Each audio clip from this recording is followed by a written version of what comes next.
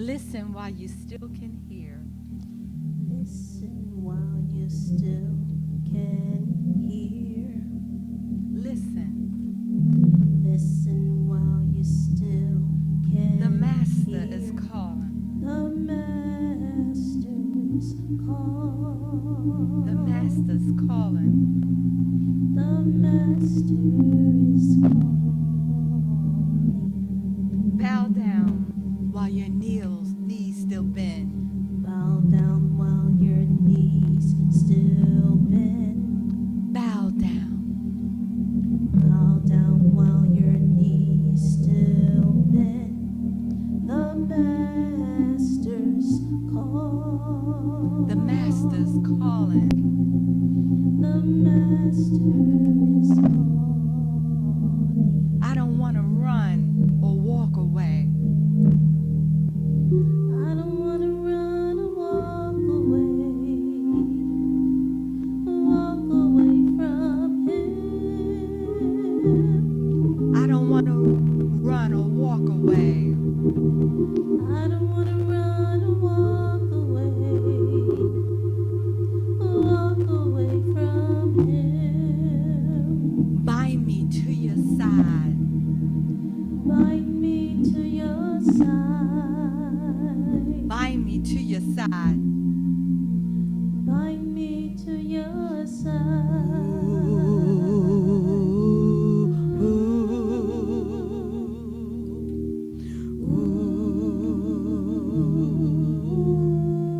Seek him through your eyes don't see. Seek Him though your eyes don't see. Seek him. Seek Him though your eyes don't The Master. see. The Master's calling. The Master's calling. The Master is calling. Praise him while your lips still sing. Praise Him while your lips still sing. Praise him. Praise Him while your lips The Master. still sing. The Master's calling. The Master's calling. The Master is calling. I don't want to run or walk away. I don't want to run or walk away. Walk away. Walk away from Him. I don't want to run or walk away. I don't want to run or walk away. Walk away from Him. Bind me to your side. Bind me to your side. Bind me to your side. Bind me to your side. Listen while you still can hear. Listen while you still can hear. Listen. Listen while you still The Master. can hear. The Master's call. The Master is calling. I don't want to run or walk away. I don't want to run or walk away. Walk away. Walk away from Him. I don't want to run or walk away. I don't want to run or walk away. Walk away from Him. Bind me to your side. Bind me to your side. Bind me to your side. Bind me to your side. Listen while you still can hear. Listen while you still can hear. Listen while you still. Listen while you still can The Master. hear. The Master is calling. The Master is calling.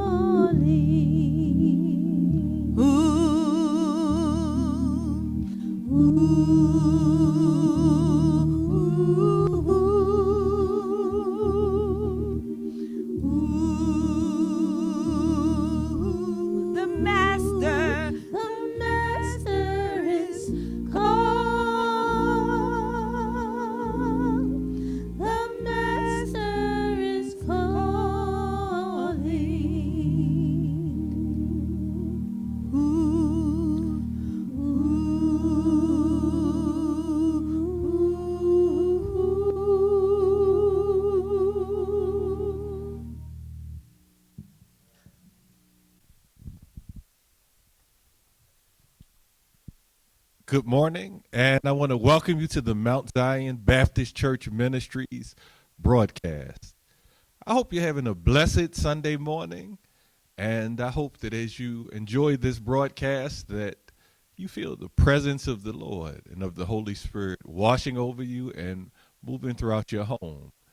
Because Sabbath this is the day that the Lord has made.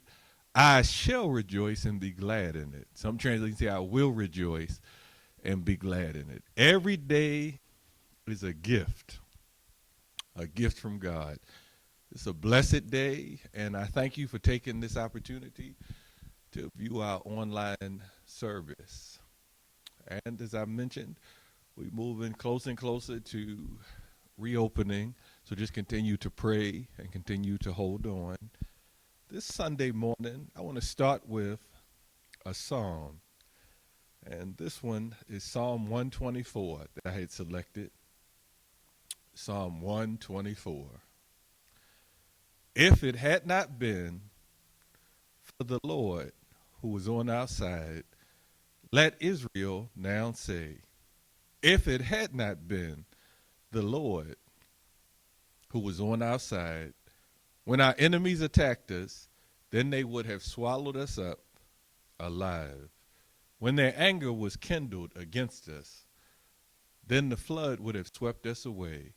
The torrent would have gone over us. Then over us would have gone the raging waters. Blessed be the Lord, who has not given us as prey to their teeth. We have escaped like a bird from the snare of the fowlers. The snare is broken, and we have escaped. Our help is in the name of the Lord, who made heaven and earth. Amen. Amen. And so that psalm is the one God took me to as the one we're going to utilize for today. I'm going to get to the text in a moment. I'm going to save most of the announcements for later, I think, most of them. You know the typical announcements that we have in terms of coming up this week, where I'm going to have, typically we normally have our regular Bible studies, and we typically have where we go forward with prayer in the mornings and the evenings. But one special announcement we're going to make is concerning our Good Friday service. That's coming up on this Friday at 12 noon, from 12 noon to 1 p.m., our Good Friday service. And that will be on Zoom. And to make it easier, we're emailing out that link to everyone. But I think what I'm going to do to make it even easier, I'm going to utilize an existing link we already have. So it'll go out to everybody. Everybody's going to receive it today. You should receive it. If you don't get it, just be sure to contact someone. Contact your deacon if you don't get it. And we can make sure that's forwarded to you. So it'll be this Friday at 12 noon will be our Good Friday service. And each preacher will have 7 minutes. 7 minutes. We have 7 minutes to do the 7 last sayings, if I'm going to be factually correct, the 7 last sayings of Jesus on the cross. And I'm enjoying, I enjoy reading the Word of God, but I'm enjoying, we have young adult Bible study. I call it Understanding the Bible, Bible 101, every third Thursday at 8:15. And we're going through different religions and understanding the differences in faith and in belief, understanding what a Christian is and what other religions are teaching, what other religions, any faith that believes that Jesus is the Christ is Christian. So whether that's Catholic ideology, whether that's another denomination, that's all Christian. Anything that teaches Jesus is the Messiah, Jesus is the Lord, anything that teaches Jesus is God, that's the fundamental belief of Christianity. But we having a wonderful time being able to go through that and going through that. So if you would like to join that, remember it's on the third Thursday. So our next one will be next month as it pertains to that. We'll have our next one next month. This Sunday morning, I'm going to ask you open with me to Romans chapter 4. Romans chapter 4.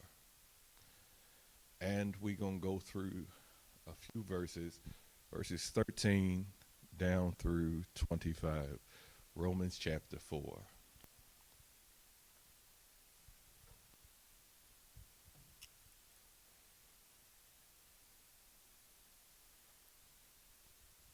And it reads as follows: For the promise that he would inherit the world did not come to Abraham or to his descendants through the law, but through the righteousness of faith.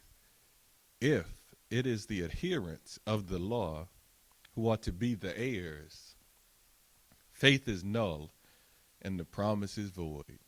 For the law brings wrath, but where there is no law, neither is there violation. For this reason, it depends on faith, in order that the promise may rest on grace and be guaranteed to all his descendants, not only to the adherents of the law, but also to those who share the faith of Abraham. For he is the father of all of us.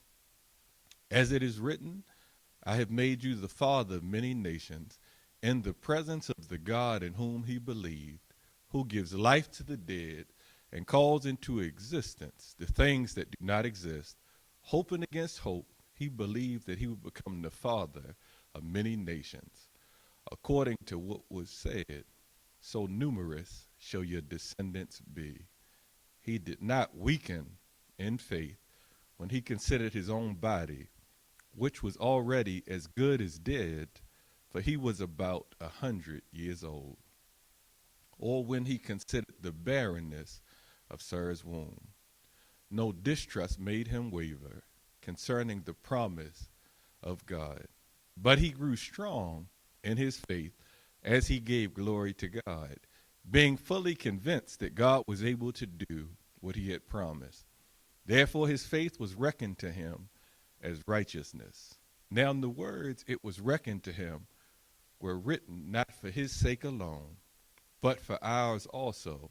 It will be reckoned to us who believe in him who raised Jesus our Lord from the dead, who was handed over to death for our trespasses and was raised for our justification. Amen. Lord, we ask right now for you to just speak through your word this day. Speak as you did ages ago, as you inspired the writers divinely, and as you guided them as they wrote this word, as you spoke to them. We pray this day that your living word speaks in the lives of each hearer right now. Let your word right now to be used to build relationship with you, to fortify belief in you, to build faith, to increase our level of discipleship and commitment unto you. And we ask this day, Father God, that your word just be utilized in our day-to-day lives. Make it transparent and usable in our relationships. Make it usable in our workplaces. Make it usable in the collective church body. Make it usable for our emotional state. Make it usable in every dimension of our lives. In the mighty name of Jesus Christ we pray. Amen. Today, we're going to pick up and deal with the same thing we've been dealing with the past few weeks for a good while. We're still dealing with the theme of transforming your mindset. But last week I introduced a new concept and started getting to faith, dealing with faith, how the Christ-like mindset. In transforming the mindset, it deals with the Christ-like mindset. And the Christ-like mindset is one that's going to have a mindset of being faithful, having strong faith in Christ, having strong faith in God, strong faith. And so today we're going to talk about this title, How Much Do I Really Trust God? How much do I really, really trust God? How much do I really trust God? How much do I really trust him? And I'm coming from Romans. And I always tell you that Romans is the height of Paul's theological writings. It's the height of it. This is his greatest letter historically known. It's the greatest letter. It's considered many times his last letter. And so he's already worked out his theology. And that's something I'll get into one Sunday. You're always working out your theology. If theology deals with the study of God, and that deals with my understanding of God, then as I progress through life, I'm always growing in my understanding of who God is. And in Romans, 1 Thessalonians is his first writing. He hasn't reached the depths of his maturity in God. He has theoretical knowledge about God. He has an experience with God, but he hasn't gone to where he is in terms of where he's at in Romans. In Romans, he's already suffered. He's endured great adversity. He's had numerous encounters with God. He's walked with God for a long time and drew nearer and nearer to God. And his faith has been tested by the time he gets to Romans. And in Romans, he writes what's known as the justification for God, his defense of God. So when sometimes people say, well, why does God allow this to happen? Why does God let this person's life be harder? Why does God let injustice go on? Why does God let these things go on? Read Romans. Read Romans. Read Romans. Paul deals heavily with man's free will, our free will, men and women. And he deals heavily with the fact of if God saves one person, Paul says God is merciful. Paul has deep thinking. Sometimes we say, well, if one person isn't saved, that's not right. Paul's theology is totally different. It's everybody has done evil. Everybody has sinned. Nobody deserves redemption. And so Paul's theology is if God redeemed one person, he's a merciful God. He's a merciful God. But he's going to redeem more than one. I'm not saying he's just redeeming one. But his theology is if he saves one. So his thing is nobody deserves salvation. So anybody that he saves, that's a merciful, just God. That's a merciful God. And so he defends God. He defends God. And he explains too about all Israel is not Israel. And that's deeper. That has great depths. But if we hit on the elementary level of it, he gets them to see that everybody who has faith in God is part of Israel. And that's when he gets to the grafted branches.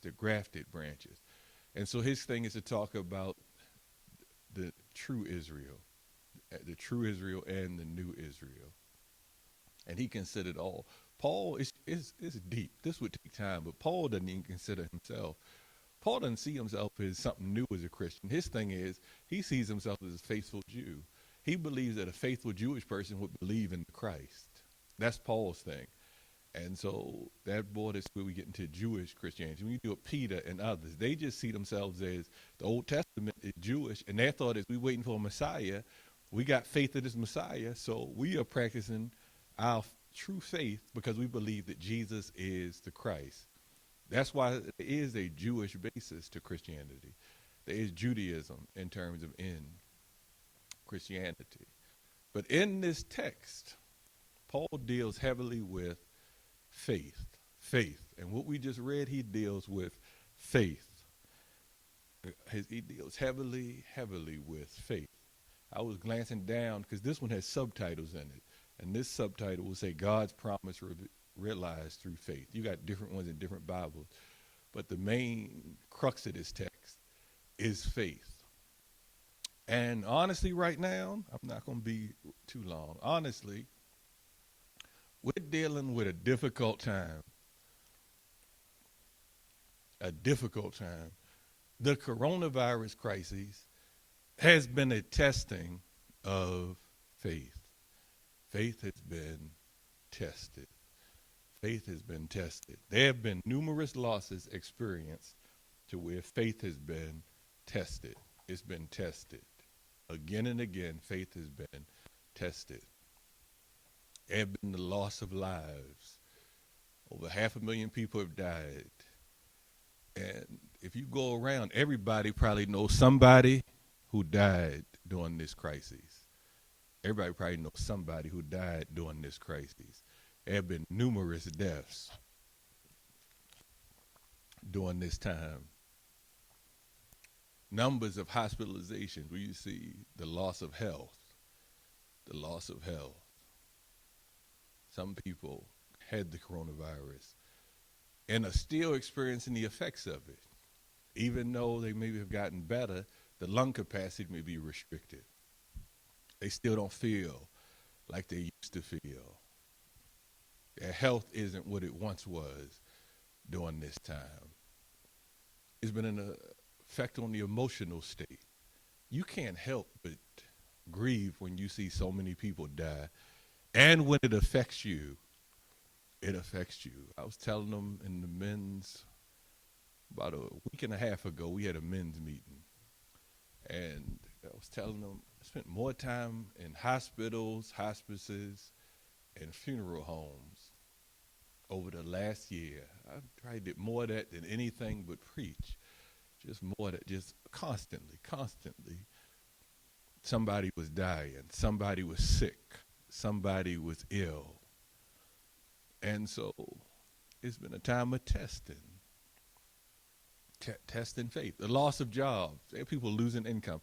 People have taken pay cuts, and some people have lost employment. It's been a loss of income. That's difficult. And some has been a loss of relationship, where some couples have broken up, or some have seen their relationships dwindle, where they are less close than they used to be. The intimacy has dwindled. They argued more. And sometimes arguments, things are said that have to be forgiven, or else it creates barriers to relationship. And so it's been so many things that have tested faith.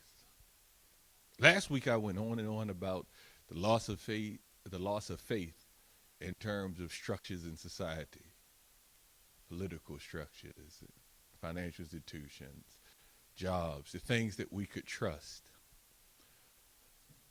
And so this is a time your faith has truly been tested. All our faith. That's the thing people don't know. You can be a trustee, you can be an usher, you can be in the choir, you can be a greeter, you can be a missionary, you can be serving in any ministry. You can be a deacon, you can be a preacher, you can be the pastor. Everybody's faith gets tested. Nobody's exempt from their faith being tested. Nobody is exempt from that.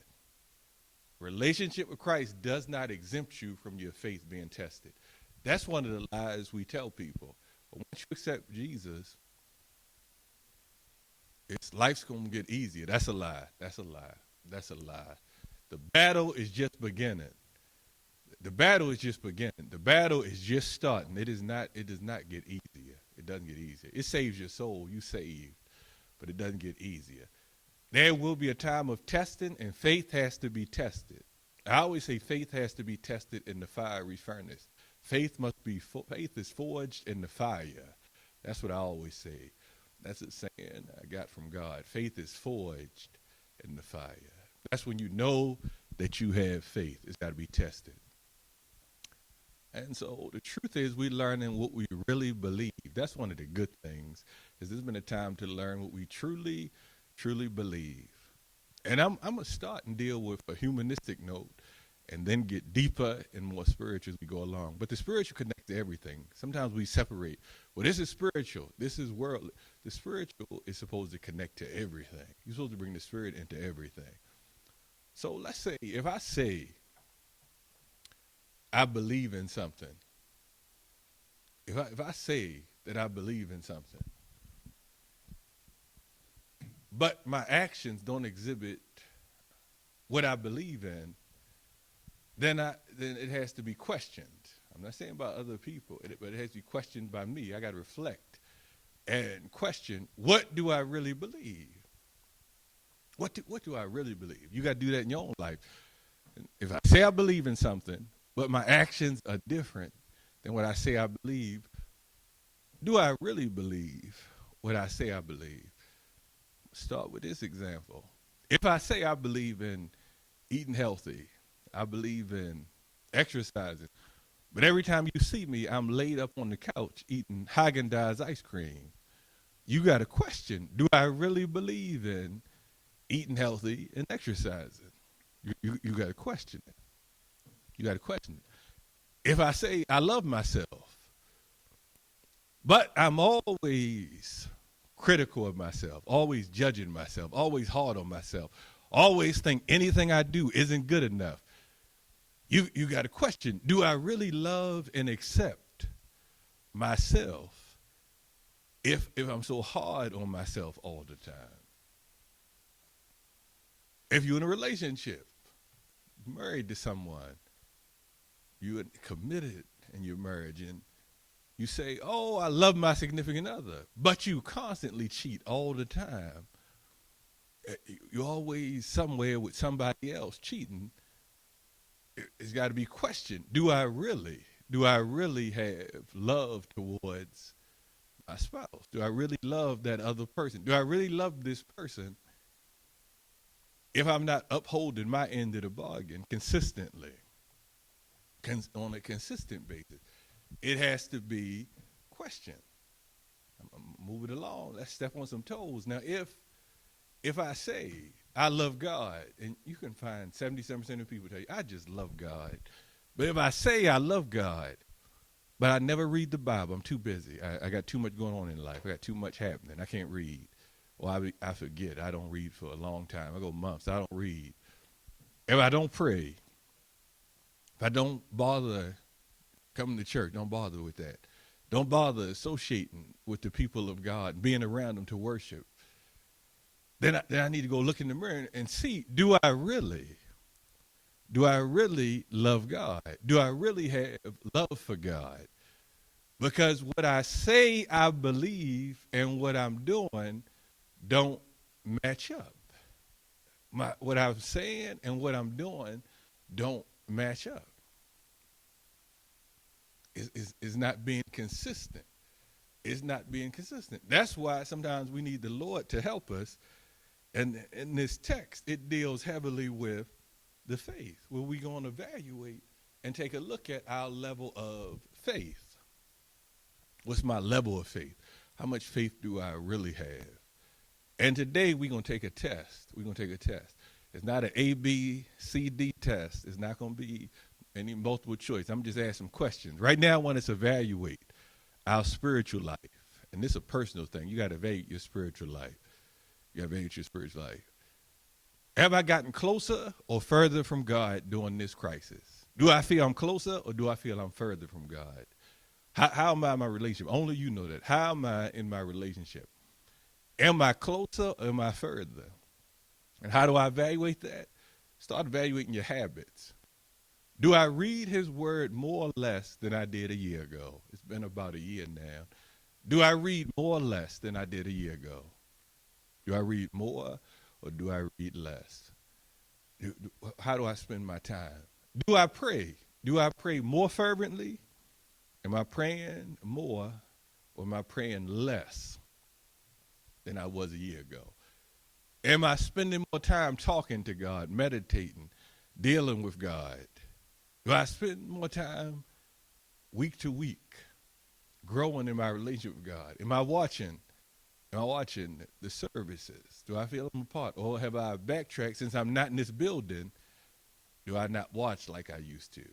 Is the Sabbath the same thing to me? Are Sundays the same to me as they were before? Or is now Sunday a time for me to go to Bedside Baptist and to turn over and say, yeah, I know it's playing at 10:30, but it's like a movie. I'm gonna catch the 4 p.m. show. Or am I getting up and in my regular routine of I'm going to stay in my routine? Else it's going to be hard when we come back to get back in your routine. Because once you lose a discipline, it can be regained. It's just harder to do. You got to fight through. Then you have to fight through the barriers to do it. That's why it's easier in life to maintain discipline. It's easier to maintain. It's easier to maintain discipline. That's why I always say my job is to teach the things that produce discipline. That's why I do always tell people, no matter what realm it is, to do things that may seem more difficult, And they say, that's not fun. That's not enjoyable. Because I always say, I don't got to teach that. You'll get that naturally. The flesh will always find what's fun and natural. It's going to find what's humanistic. So the same when I tell somebody, people say, I tell people, eat healthy. I can't do such and such. I'm just getting the mindset of doing it every day. Then if you eat bad, you don't even pay attention to it because it's a one-time occurrence and you go right back to your normal habit. But if I'm in the habit of consistently eating bad, then that's something that's hard to break. That's my habit. So when I try to eat healthy, I'm breaking a negative habit. I'm going to have to fight through and war against it. Sometimes if I go deeper, and Reverend Reed and Sister Hortense going to hit on this, sometimes food addictions are a spiritual battle, not just a natural one. Sometimes it's something missing internally, where it's something missing on the inside, and we try to feed it. And the more you try to feed it, the more you realize I can't feed my pain away. Sometimes people try to eat away the pain they've had in life. They try to eat away the pain of divorce. Sometimes they try to eat away the pain of heartbreak. Sometimes they try to eat away grief. They try to fill the void. Sometimes people try to even eat away the absence of sexual activity in relationship. They try to fill the void. And a void can only be filled by God. God has always designed a way to fill every void. That's why even when you deal with sexual relationships, his thing was marriage. His thing wasn't you got to deny yourself sex. His thing was you can have it through marriage. God's thing is he always gives a solution to every problem. There's always a solution to every problem. Sometimes people talk to me about finances. I say, I don't make enough. I'm short on money. Well, the solution he might be given is go get an education, go get skill set, and go get training. Else you're going to go through life and never make enough money. You're going to just always be broke. He gives a solution. It's just, do I want to take the solution that he gives me? It's going to give a good example. I'm going to throw myself under the bus. This give a good example. I'll throw myself right under the bus.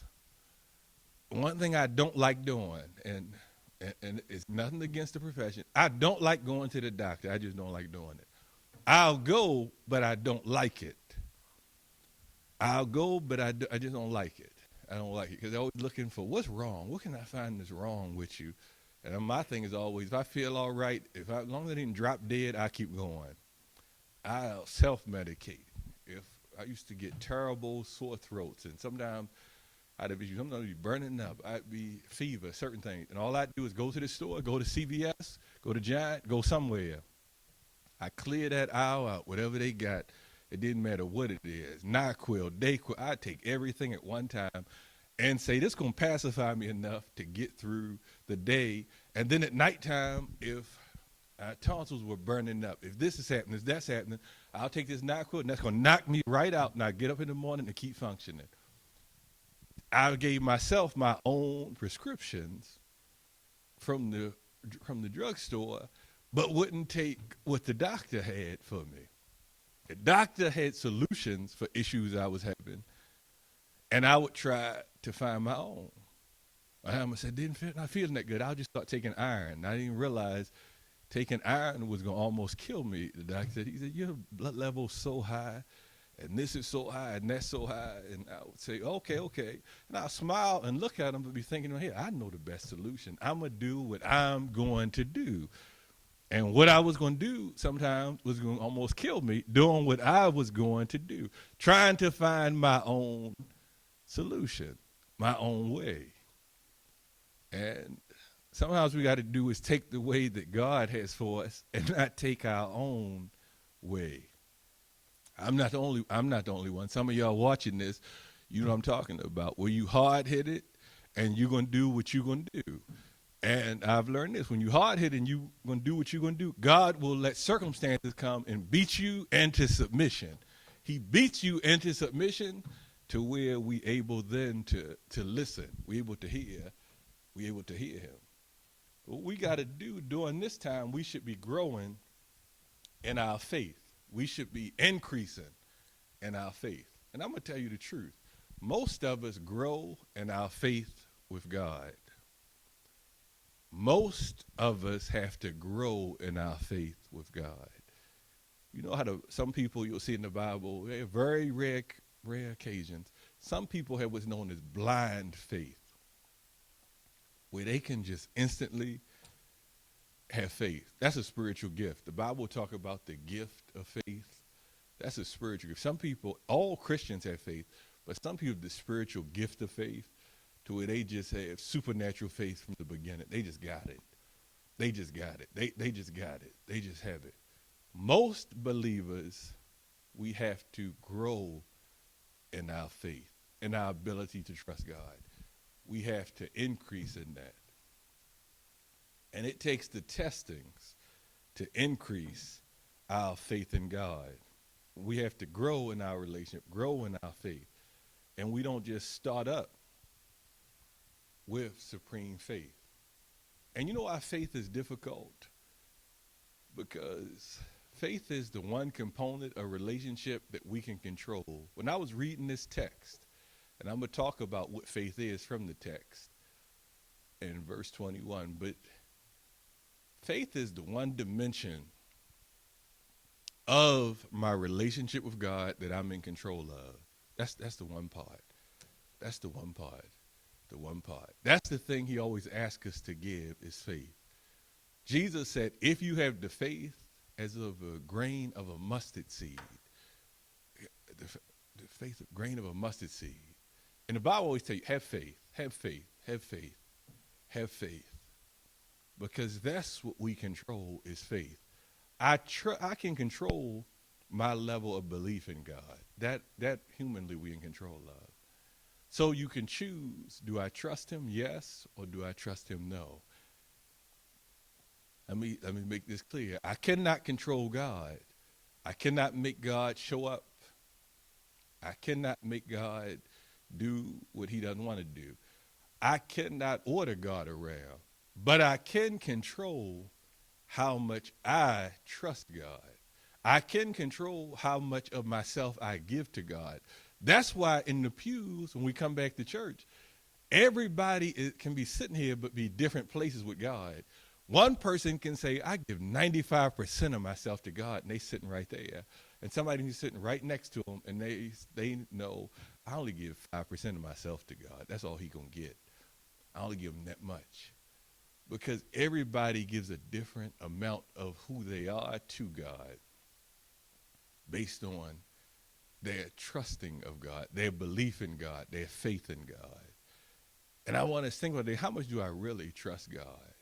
How much do I really trust God? Martin Luther once said something very poignant about faith. And he talked about faith is the key to everything. Faith is the key to everything. And the person who has great faith receives everything from God, while the person who has no faith receives nothing from God. Faith is the key to receiving from God. Faith is the key. It's the key to receiving from God. Abraham was blessed because he had faith. In our own lives, if we want to receive from God, we have to have faith. Faith is the key. I got to trust him and trust in that God knows what's best for me and that God has what's best in store for me. You got to trust that even when the facts don't line up, that faith will triumph in the face of facts. That even when your doctor says, I'm writing you off and you got a death prescription, that you got such faith in God that you say, I know you said something. And I know you had one word, but I know somebody who has the last word on every situation. And I have faith that he's going to extend my years and he's going to keep me here. You got to have faith that you can survive any crisis. You got to have faith that you can get through any loss that you have in your own life. You got to have faith that grief won't even take you down. You got to have faith that God will make provision even when it seems like you suffering and you about to lose your job. You got to have faith that God's going to provide when nobody else is there to help you. You got to have faith that God will comfort you when you feel like your tears are never going to stop and like sadness is never going to go away. You got to have faith that joy is going to show up and it's going to rise in the morning because the joy of the Lord is your strength. You got to have faith that God will deliver when everybody else has let you down. You got to have faith and keep believing so that you sojourn in this life and don't give up. You got to keep the faith so that you fight on and that you keep running on. You got to have faith and believe in the promises of God. It's faith. Faith must triumph over facts. Faith has to triumph over facts.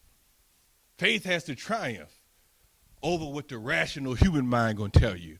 Your faith in God is what's going to keep you. It's your faith in God, your belief, your hope. If you look at the world around you and you don't have faith, you will give up. You will give up. You will give up. You'll give up. You'll give up. You won't trust nobody. If you look at the world and you look at people with an absence of faith in God and what he's able to do, you'll be depressed and despondent. You'll feel like there's no help. But when you put on your heavenly bifocals, you put on your heavenly contacts, they got colored contacts that make your eyes any color you want them to be. You got to put on your heavenly contacts, which give you a rosy outlook. When you put on your heavenly contacts, you then able to see from a different vantage point. You're able to see differently. So when others see misery and see no hope, you see hope on the horizon. You see hope. You see it's coming.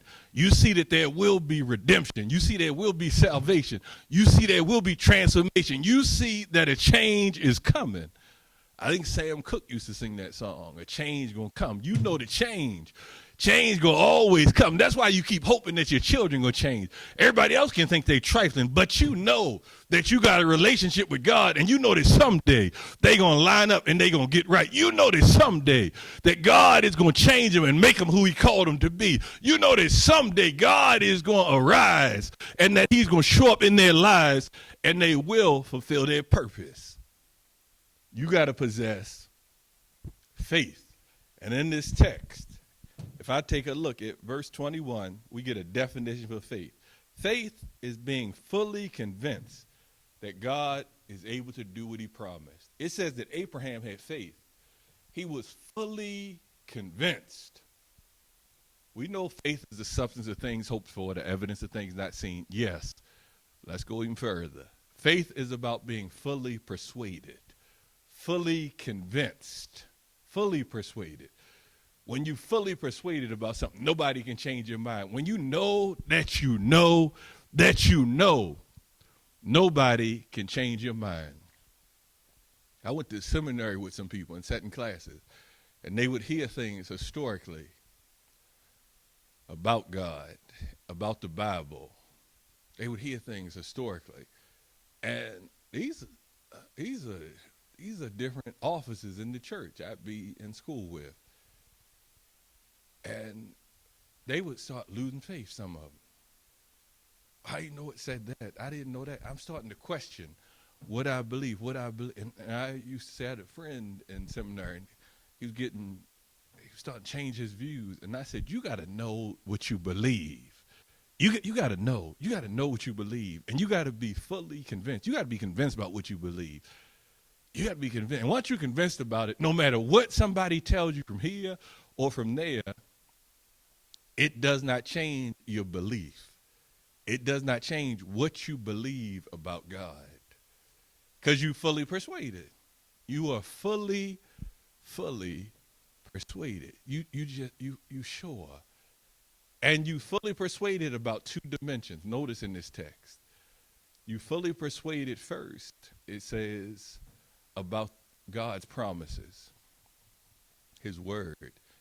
And if I go to Hebrews chapter 11, verse 6, here's what's unique. What's unique? You know the back half says, God is the reward of those who diligently seek him. That's true, but that's not the context of the scripture. So you got to start from the beginning. Without faith, it is impossible to please God. And then it deals with the second dimension. It goes further. Without faith, it is impossible to please God, because you must first believe that he exists. So faith is first, I got to believe that God exists. And then second, I have to believe that God is a rewarder of those that diligently seek him. That's about faith. So it's saying I got to first believe in the existence of God. I got to believe he exists. Then secondarily, I have to believe that God is a rewarder of those that diligently seek him. So I got to believe secondarily in the provision of God. I got to believe his provision. His provision. There are three things to believe in. The presence. I got to believe in his presence. So I got to believe he exists. God is present. I got to believe in his provision that he will provide. He's a reward of those that diligently seek him. And in this text, I have to believe in his promises. His promises. That he's faithful to his promises. This is no good if God doesn't keep his word. The thing that makes the Bible so powerful is it's his word, and God binds himself to his word. The only thing God ties himself to that he can never go back on. It's us as human beings, and it's his word. God can never lie. God can never lie. But he somehow tied himself to his word. He tied himself. He tied himself. I always say, if I was God, I wouldn't have no Bible out there. I'd have no word you could tie me to. But God is so faithful that he gives a word, and he says, I'm going to tie myself to this word. And then he says in the Bible, I'll swear by myself. I'll tie myself to it. I'll put my character on the line. I'll put my credit on the line. I'll put my credit. And that's a big thing for God to put his credit in the line, because God has A1 credit. If you got A1 credit, if you got excellent credit, if your credit score is a 750, 800, 820, 850, you don't just sign for anybody, because you know my name is on the line, and they can mess my credit up because I'm going to have to make the payments. So if they don't pay, I have to cover it because my credit's on the line. Now, some of us will sign anything because the credit score is 540, 550, 560. And so as soon as we sign it, the pen starts melting because the lies are coming right out of the hand. As soon as we touch it, it's burning up. It's burning the pen up because we're saying, I'm going to pay as agreed, knowing in my head, I ain't not making these payments as agreed. But when the credit is good, like God's credit, and he puts it on the line, he's saying, I'm promising you all these benefits, and I'm going to promise you this level of abundant living. And if you are unable to do it, what I'm going to do is step in myself, because you got the Holy Spirit. God have mercy. He gave you his Holy Spirit. I'm going to give you my spirit. I'm going to place it in you. And if you're unable to do it, I'm going to make sure it gets done and that it's executed. That's why sometimes people die and we upset they die, but sometimes it's a good thing. Because sometimes the person is backsliding and the person is going back to their old life and their old habits. And God's placed his spirit in them. And his thing is, I'm going to take you before I let you try to backslide your way out my salvation. I'm going to take you to the other side before I lose you. I'm going to make sure that I got you forever, because you can't escape his hands. Once you're in the hands of God, there is no way of getting out. Even when you try to run back, even when you try to escape, God makes sure that you're hemmed in and that you boxed in on every hand. Even when you try to lose your salvation, God said he's slipping, so I'm going to make sure I pull him on in, and I'm going to keep him in my hands. God makes sure that you'll never lose your eternal security. You'll never lose your salvation. You'll never lose that pledge of fidelity, that covenant relationship, that promise that you made to him, where you confess, where you said, I accept you as my Lord and Savior, and I'm repenting from my lifestyle, and I proclaim that Jesus is Lord. Jesus is Lord. I hit upon in the Young Adult Bible Study a week and a half ago that the Lordship of Jesus is the key dimension of Christianity. The Lordship of Jesus. The Lordship. If I had time, I would connect the two between the Lord written in capital letters in the Old Testament and the proclamation that Jesus is Lord in the New Testament. The interconnectivity of the two statements. And so we deal with faith. We're dealing with, today I'm going to start with the first dimension, but we're dealing with trusting in the promises of God. Trusting his promises. Do I really believe that he is going to do what he said he's going to do in my life? In my life. Sometimes it's easier to believe that God will do something for somebody else than it is to believe he'll do it for me. Sometimes it's easier. Amen, light. Sometimes it's easier. Sometimes it's easier. Sometimes it's easier to believe God will do it for sister so-and-so, but not for me. God's going to make brother so-and-so a healer, but not me. God will help so-and-so speak in tongues, but not me. God will make so-and-so a leader, but not me. God will make so-and-so a mighty person who operates on his behalf, but not me. He'll do it for somebody else, but not me, not me. That's our own sense of self-worth. The biggest thing that stops believers from operating in faith is our own low self-esteem. Low self-esteem. Our low self-esteem. Not knowing who we are. Not believing that we're powerful. Not believing God can use us.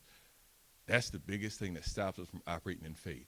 Because my low self-esteem produces doubt. And faith is the antithesis of doubt. Doubt is demonic when you doubt yourself. I don't know if I'm good enough. Satan gave you that thought. I don't know if I'm smart enough. Satan gave you that thought. I don't know if people want to listen to me. Satan gave you that thought. Satan gave you that thought. And sometimes, it's going to hurt us today, sometimes some of the stuff you heard growing up, it was from a human being, but Satan was behind it trying to destroy you. Satan was making you feel less than, because Satan tries to stop you before you can get started. What Satan tries to do is stop you in your youth and to plant seeds in your mind that will haunt you through your whole adulthood. That's what Satan tries to do. And so sometimes you'll say, well, mama said this about me. Daddy said this about me. Grandmama said this. Aunt so-and-so, they didn't like me. So-and-so. Well, Satan was using them. And Satan saw how great you can be and how great you would become. And his thing was, let me plant the seeds to stop him. And so what he did was plant weeds in your mind. And he'll plant weeds all in your head. And so whenever you're trying to believe, whenever you're trying to have faith in God, whenever you're trying to believe in yourself and you're trying to overcome the past memories, the weeds start to crop up and you get stuck. And if it ended right there, you'd be a bad place. But what you got to do sometimes, you got to pray your way through to where you got to call on the name of the Lord. You got to call on Jesus. You got to pray and tell God, I need you to clean out my thought life. I need you to make me believe more in who I can be in you. I need you to help to build my self-esteem. All you got to do is ask him for it. God will do it. Tell God, build up my self-esteem. And what God does is he'll come through where you've seen some decent weed whackers, but God has a weed whacker. He can come through your mind and he can knock out every weed Satan has tried to put up. And God will make sure that he plants some seeds to where you able to believe and have faith in who he is and believe who you can be. Because God will let you see the greatness that lies in you. He'll let you see you a mighty man of valor. When he called Gideon, who was a nobody, and told him, you a mighty man of valor. When he called David, who was dealing with the sheep, and he told him, you my king, and I've called you to rule over my people. When he called John the Baptist out of the wilderness, God will call you when nobody else can see you. He got a plan for your life. God will call you when nobody else sees the greatness that's in you. God will keep calling you. When nobody else sees what you're doing, God sees you and sees your faithfulness. He sees your fidelity. He sees your commitment. God sees you, and he calls you up to rise up and be who he called you to be. He's a great God, and he called you up to lift you up to the heights. You might have started in the valley, but he'll bring you to the mountain. He's a great God, church. God is a great God, church. He's a great God, church. God will call you up so that you become who he made you to be. God will heal you when you seem like you can't be healed. God will help you when you seem like you're powerless and you can't get help from nowhere. God will do what it seems like it can't be done. And all you got to have is faith. Faith. All it takes is faith. Faith. Faith is the key to everything. Faith is the key.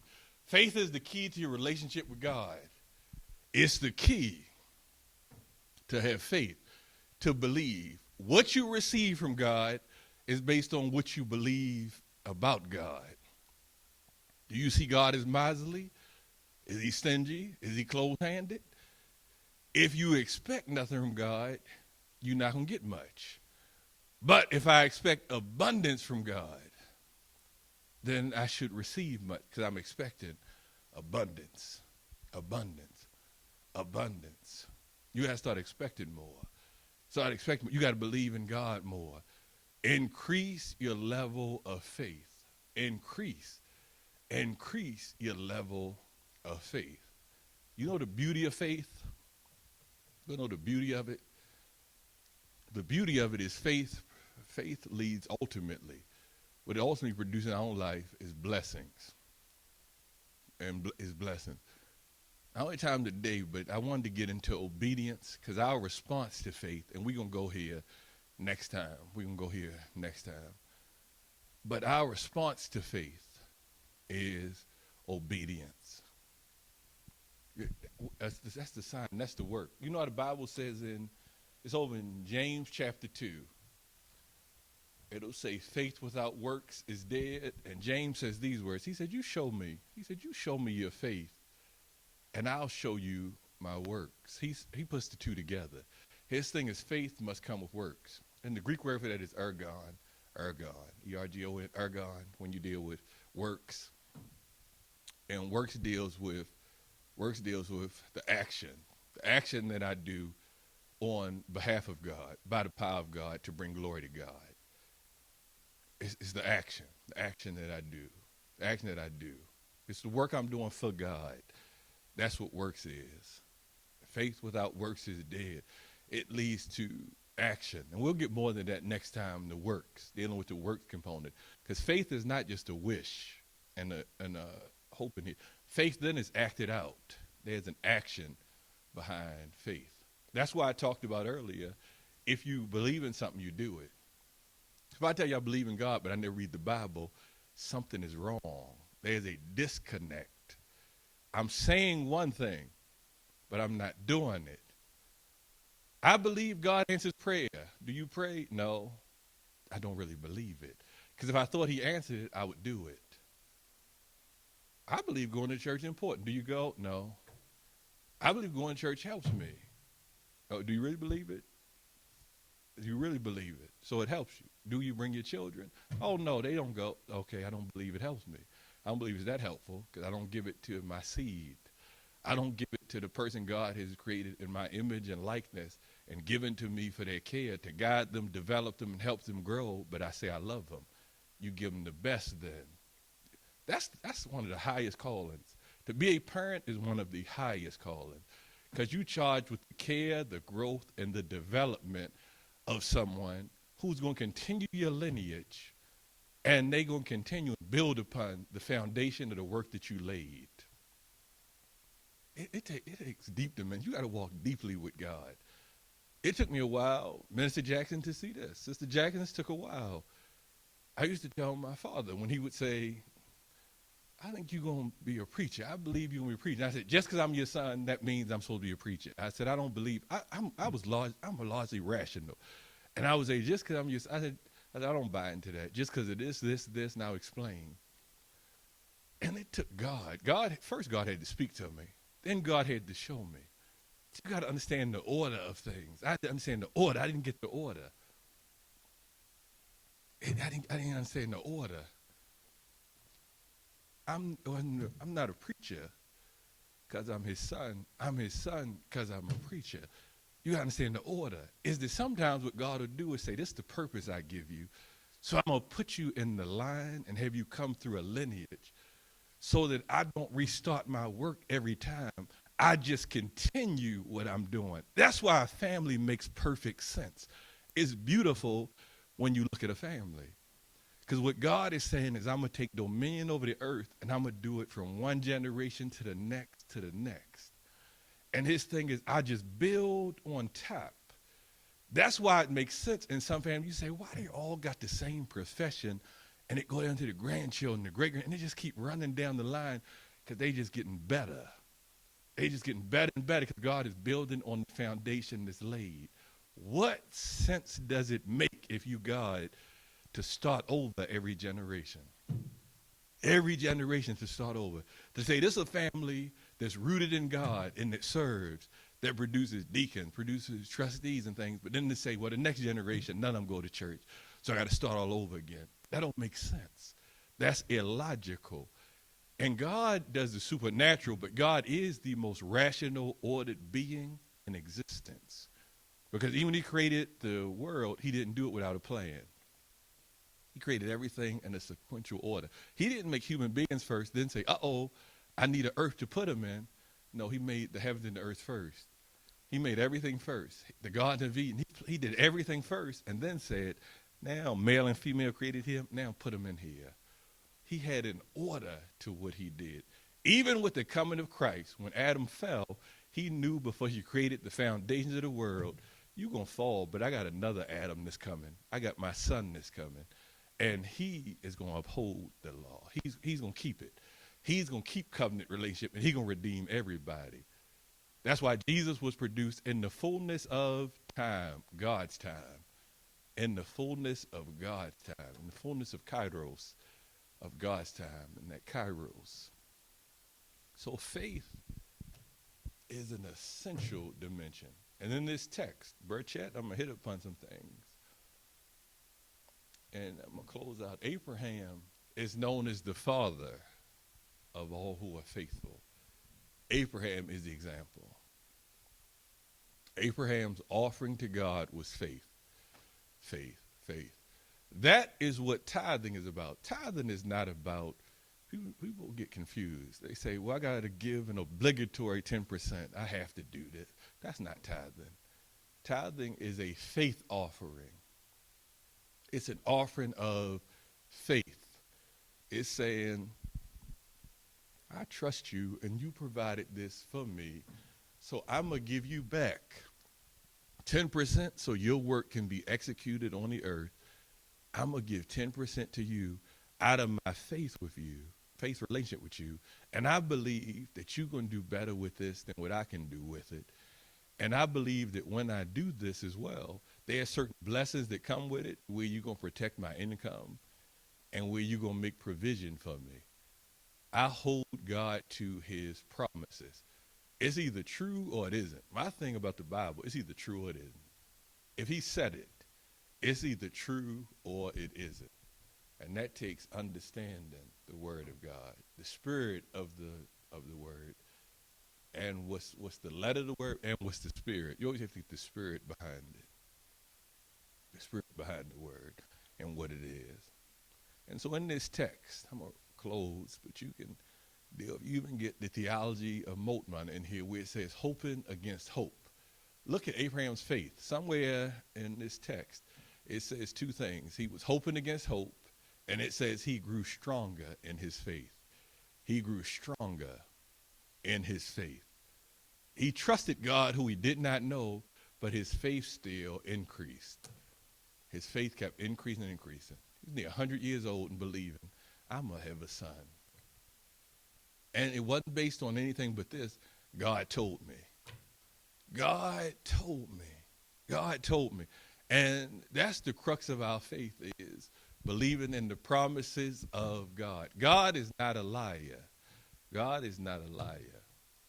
Whatever he tells you is going to be true.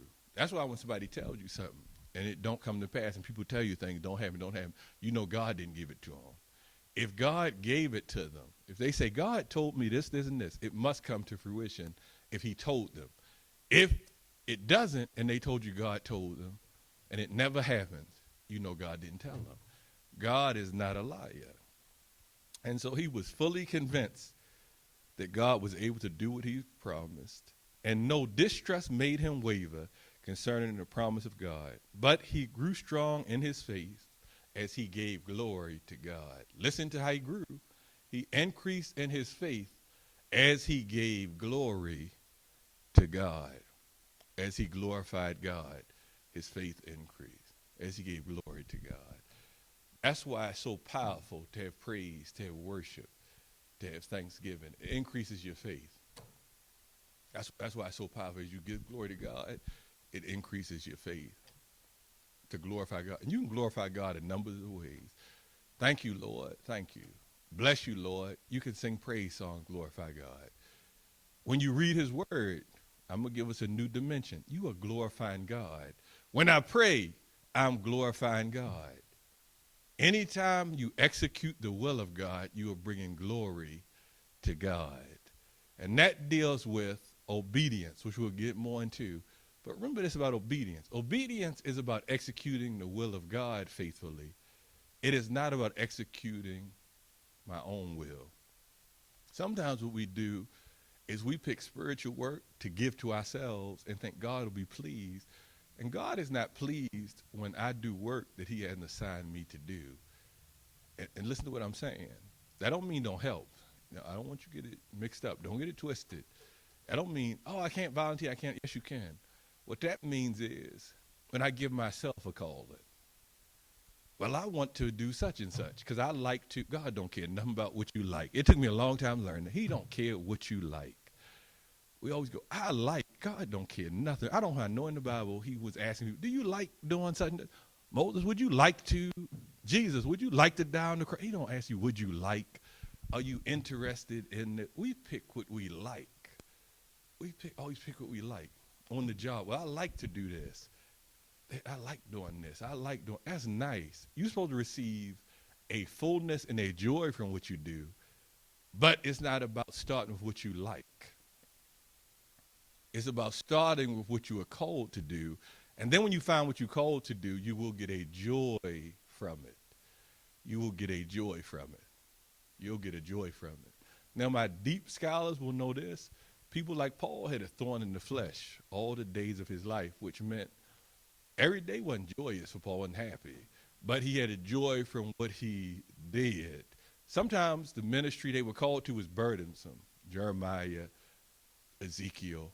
Sometimes they had callings they did not like, but they got a joy from it. You think they want to go tell the king, God said this, this, and this, and the king seek to kill him like Elijah? You think he was happy? God, you give me these messages to where even the king said, he said nothing good about me. This man don't say nothing good. And where Jezebel was seeking to have the prophet killed, they don't like that. You think Nathan want to go tell David the king, and he got to go tell him, your son's going to die. He got to go get bad news. He don't like those dimensions. But you get joy from fulfilling your calling because it's of the obedience to the will of God.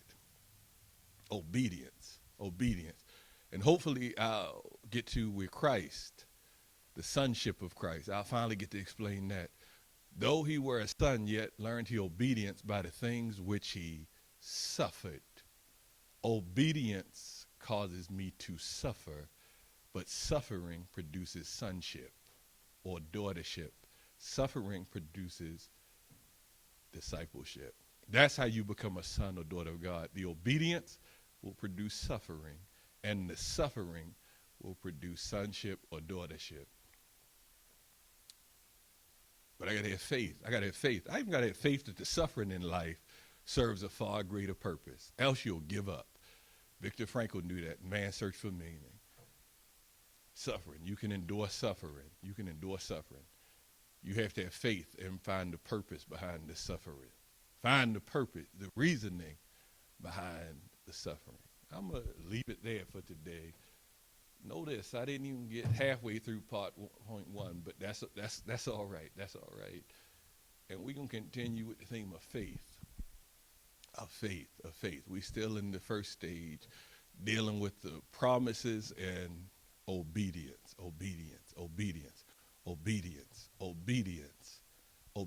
The best servants of God were the most obedient servants. And that's a question I want to leave you with. How obedient am I? How obedient am I to fulfilling the calling that God has on my life? How obedient am I to serving God? How obedient? We normally like to serve God when it fulfills our desires. We make the church like we do the world. Well, it's meeting a need for me, so I'll do it. And as soon as it don't meet the need, we stop doing it. That's not obedience. Obedience is about submission to the will of God, not submission to the pastor, Not submission to the deacons, not submission to people, submission to the will of God. That's who you call to obey God. Obedience to what God is saying. Obedience. And God will never ask you to do anything out of line, nothing twisted, nothing sinful, nothing that's going to harm you. Nothing that's going to harm you. With Abraham, we're going to leave it here and close. I'm really closing this time. With Abraham, we're going to leave it here. He had to prove his faith. He had to prove his faith. He had to prove his faith. 3 ways he had to prove it. I'm going to just leave it here. 1, by leaving Ur. His obedience. He had to respond to obedience. That's his action. Leave Ur. Leave your father's house, Terah. Leave his house. Leave. Go. And he had to leave. That was the first instance. The second instance, he had to go when he saw Melchizedek. And this is proof Melchizedek is not God. Sometimes people say Melchizedek is Jesus. No, he's not. Because Abraham refused what he gave him. Abraham wouldn't refuse God. He told Melchizedek, when Melchizedek said, I'm going to make you rich. He told Melchizedek, I'm not taking this from you because you're going to say you make me rich. God's going to make me rich. Melchizedek can't be God because he would have taken it from him, because he told him, I'm rejecting you, what you giving me, because you can take credit for making me rich. God will make me rich. That's proof that Melchizedek is not Jesus and not God. And that's his second action. He has to reject the riches a man's going to give him, the king of Salem in Genesis, and believe God will give it. God will give me more than what you're going to give me. That's powerful to reject. I'm not going to take it from you. I'm going to trust God. That's the second example. And the third is the height of his obedience. He has to take Isaac. And God tells him, sacrifice your son. The son you waited all your life to have. The boy that's your heir. And he going to get everything. And he going to continue your name. Give him to me. And Abraham was obedient. He took Isaac and was going to sacrifice him. He showed God, I love you more, and I'm more faithful to you than even my own son. And God's thing was that was a test. God never expected him to kill his son. God never. Some people say, well, God wanted him to kill us. No, he didn't. It was a test just to see. And then God said something deep when we say, we'll get to some other time. He said, now I know. God knows everything from here to the end of the world. Everything. He knows everything. The past, the present, the future. But I always say God steps into moments, and he can peek into it, where he can step into moments of time. I say, I know this is going to happen, but now I'm seeing it take place. I know it's going to happen. I know it's going to occur. And so Abraham was tested 3 ways, and he responded each time in obedience. Obedience. Obedience. I'm going to leave it there. So the key to being more faithful, the key to being more committed to God, the key to increase and trusting God more is to be more obedient. Obedient. We're going to leave it there for today, and we'll pick up on next week. I hope that you have a blessed Sunday morning and that you continue reading the scripture on next week. Continue reading so you can tune in on next week. And I'm going to just say have a blessed day, and may God's blessings rest upon your home and be with you and your family. Continue to grow and develop in the Word of God. And I pray that our faith in God continues to increase as we continue to grow in our relationship. And now unto him who is fully able to keep us from falling and present us faultless for his glorious presence with exceeding joy, to the only wise, immutable, true God our Savior, be glory and majesty, both dominion and power, now and forever. Amen. Amen. Have a blessed Sunday morning. God bless you and keep you.